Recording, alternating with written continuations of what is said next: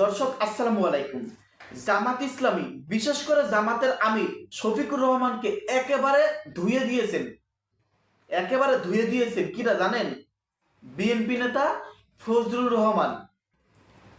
এই রাজাকারের বাচ্চারা আলবদররা যেদিন জামাত ক্ষমতায় আসবে সেদিন আমি এই দুনিয়া থেকে চলে যাব। হ্যাঁ, এই কথা বলেছেন ফজলুর রহমান। তিনি এটাও বলেছেন মুক্তিযোদ্ধার সন্তানরা কেউ কোনোদিন জামাত ইসলামী করতে পারে না, যদি সেটা করে সেটা ডাবল অপরাধ করেছে। মানে জামাত আমির তিনি বলেছিলেন আমার পরিবার মুক্তিযুদ্ধ, জামাতের আমিরের পরিবার মুক্তিযুদ্ধ, কিন্তু জামাতের আমির তিনি জামাতের আমির জামাত করেন। এই জন্য তিনি বলেছেন যে মুক্তিযুদ্ধের পরিবার কোনোদিন জামাত করতে পারে না, যদি করে এটা ডাবল অপরাধ। এরপরে সংসদে হইচই শুরু হয়ে যায়। দর্শক শ্রোতা, একটা জিনিস লক্ষ্য করলাম যে আপনারা হয়তো দেখেছেন বর্তমান আমাদের দেশের সংসদ ভবন যে একটা সার্কাসে পরিণত হয়েছে, মানে বিনোদনের জায়গার মতন হয়ে গেছে। আমরা দেখেন গত বছর বিগত সংসদগুলোতে সংসদের ভিডিও যখন আমাদের সামনে আসতো বিরক্ত বোধ করতাম, এড়িয়ে চলতাম যে এটা ভালো লাগে না।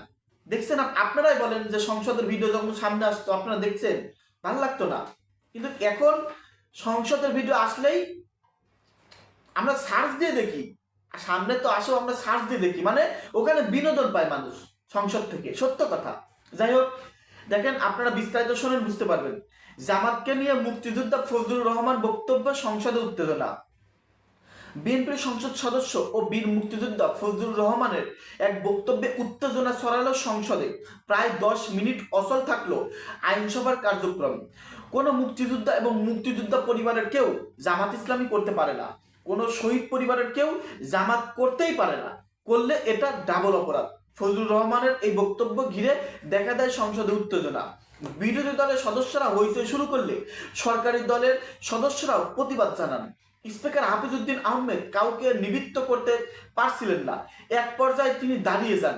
পরিস্থিতি শান্ত হলে স্পিকার সরকারি ও বিরোধী দলের উদ্দেশ্যে বলেন, সারা জাতি দেখছে, লাইভ টেলিকাস্ট হচ্ছে, সংসদ যদি বিধি মোতাবেক না চলে তাহলে এই সংসদ আর থাকবে না। সংসদের সদস্যদের কর্মকাণ্ডে শিশুরাও লজ্জা পাবে বলে মন্তব্য করেন স্পিকার হাফিজউদ্দিন।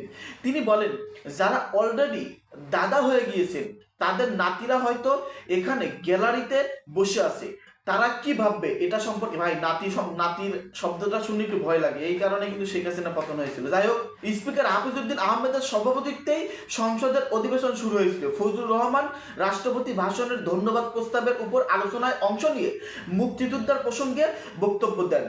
মুক্তিযুদ্ধের সঙ্গে জুলাই অভ্যুত্থানের তুলনা বিরোধিতা করে ফজলুর রহমান বলেন, আমি বলবো এই কথাটা বলাই অন্যায়, কারণ মুক্তিযুদ্ধের সঙ্গে 5ই আগস্টের সঙ্গে তুলনা করা হচ্ছে প্রশান্ত সাগরের সঙ্গে কুয়ার তুলনা। ফজলুর রহমান বিরোধী দলের উদ্দেশ্যে বলেন, তারা বলেছিল কোনো মুক্তিযুদ্ধ হয় নাই, সেই দিন মুক্তিযোদ্ধা হিসেবে আমি বলেছিলাম এই আলবদরের বাচ্চারা। এখনো কিন্তু ফজলুর রহমান জীবিত আছে, মুক্তিযুদ্ধ হয়েছে, মুক্তিযুদ্ধই সত্য, 30 লক্ষ মানুষ জীবন দিয়েছে, এটাও সত্য, আমরা সেদিন তাদের সঙ্গে যুদ্ধ করেছিলাম। যাই হোক, বর্তমান দেশের সংসদ ভবন একটা সার্কাসে পরিণত হয়েছে। আপনারা যারা নিয়মিত সংসদ ভবনের এই টেলিকাস্টগুলো লাইভগুলো দেখেন তারা হয়তো জানেন যে সংসদে বর্তমানে মানে এক প্রকার বিনোদনের মতোই আমরা সংসদকে যথেষ্ট সম্মান করি। আমি ব্যক্তিগতভাবেও সংসদকে যথেষ্ট সম্মান করি, সম্মানের জায়গাতেই রাখি, কিন্তু এই বছরের সংসদটা কেমন জানি মানুষ বিনোদনমূলকভাবে মানে নিচ্ছে, মানে প্রতিদিন কিছু না কিছু কাহিনী হচ্ছে সংসদে। এমনকি আপনারা সোশ্যাল মিডিয়াতে দেখবেন এই সংসদ ভবনকে নিয়ে মনে করেন ফানি ভিডিও তৈরি করা হয়, সংসদ ভবনকে নিয়ে ফানি আওয়াজ তৈরি করা হয়। কেন এগুলো করা হচ্ছে? বিগত সংসদ ভবনের এরকম করা হয় নাই। যাই হোক, আমরা চাই মাননীয় সংসদ সদস্যরা এবং সরকারি দলের সদস্য, বিরোধী দলের সদস্য সবাই যেন মানে সংসদ ভবনের যে সম্মানটা রেখেই তারা ওখানে আলোচনা করে। আমরা দেশের সাধারণ নাগরিক হিসেবে এটাই চাই।